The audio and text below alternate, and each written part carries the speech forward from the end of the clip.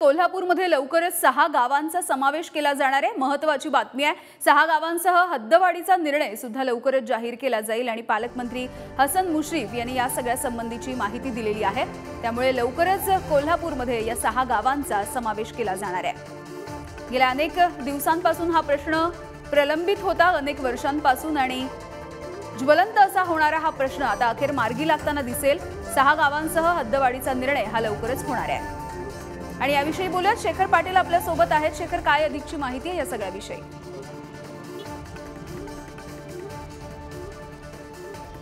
यामिनी, हसन मुश्रीफ यांनी या संदर्भातली माहिती जी आहे ती काल पत्रकार परिषदेमध्ये दिलेली आहे।